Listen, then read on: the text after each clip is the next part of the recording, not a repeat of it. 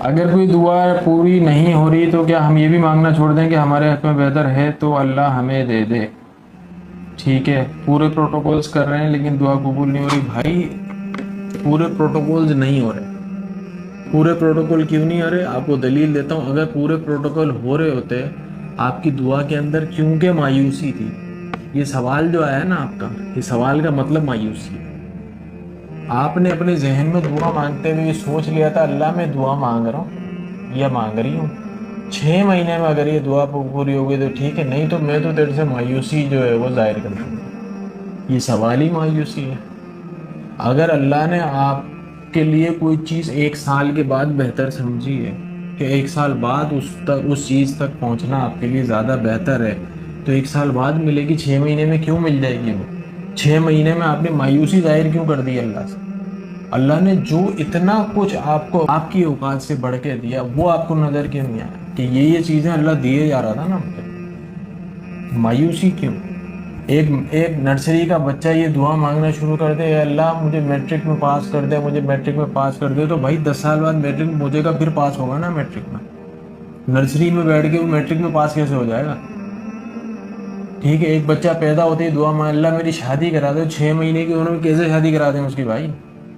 6 مہینے کا بچہ بول نہیں سکتا، لیکن 3 سال کی عمر میں کیا اللہ میری شادی کرا دے، میری دعا قبول نہیں ہو. بھائی جب تو پہنچ جائے گا ہوگی شادی، جب تو اس اسٹیج پہ پہنچ جائے گا ہو جائے گی شادی. تو مایوسی، یہ میں آپ کو صرف اس مایوسی سے نکالنا چاہتا ہوں. اس مایوسی سے نکل جائے. یہ جو آپ نے اپنے ذہن کے اندر بنایا میں 1 سال سے دعا مانگ رہا ہوں، اب اس کے بعد جو لوگ یہ سمجھتے ہیں نا کہ ان کی دعائیں قبول نہیں ہوتی، ہم بہت عرصے سے دعا مانگ رہے ہیں، فلاں دعا ہم نے بہت عرصے مانگی ہے قبول نہیں ہو رہی، اللہ قبول نہیں کر رہا، ان لوگوں کو میری نصیحت ہے کہ وہ یہ دیکھ لیں کیا وہ اپنے ماں باپ کی خدمت کرتے ہیں کہ نہیں کرتے.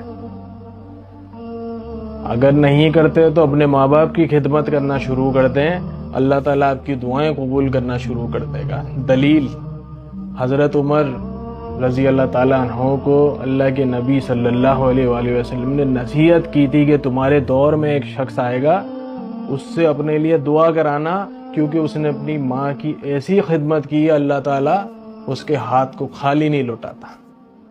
تو تم اپنے ماں باپ کی خدمت کرنا شروع کرو، اللہ تعالیٰ تمہارا خالی ہاتھ جو ہے وہ نہیں لوٹائے گا.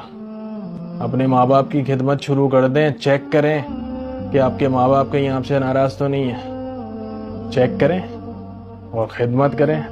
آپ دیکھیں اللہ تعالیٰ کی ایسے دعائیں قبول کرنا شروع کر دے گا آپ کی. اٹھاؤ مصلی، رات کی تنہائی کے اندر بہت محبت کرتا ہے وہ، 2-3 آنسو اس کو دے دے، بہت وقت گزار دیا تو، لیکن اللہ کے پاس لوٹنے کا نا کوئی وقت نہیں ہے. بس پلٹ اور تجھے وہیں ملے گا اللہ انشاءاللہ. کیوں پریشان ہے؟ کوئی نہیں سن رہا. لوگوں کو اپنی پریشانیاں بتا دی، پورا دل کا حال لوگوں کے سامنے کھول دیا، کچھ نہیں ہوتا. اٹھاؤ مصلی، رات کی تنہائی کے اندر میرے نبی کی طرح. جب وہ غار حرا پہ جاتے تھے نا اکیلے، 3 4 دن گزار کے آتے تھے اللہ کے ساتھ تنہائی میں، اپنی پریشانیاں ڈسکس کر کے آتے تھے. تو کیوں نہیں کر سکتا؟ وہی اللہ ہے، وہی اللہ ہے آج بھی. جو اللہ میرے نبی صلی اللہ علیہ وآلہ وسلم کی باتیں سنتا تھا نا، ٹھیک ہے، ان کی پریشانیاں سنتا تھا نا، ان کی دعائیں قبول کرتا تھا. اٹھا مصلی، کچھ نہیں ہوتا. چھوڑ ان دنیا کے لوگوں کو، سب پیچھے مذاق اڑائیں گے تیرا. اتنا کمزور نہیں ہے انسان. اس دل کو اللہ نے اتنا کمزور نہیں بنایا تھا، اس کو اپنی یاد کے لیے بنایا تھا. پریشان ہے کر ذکر.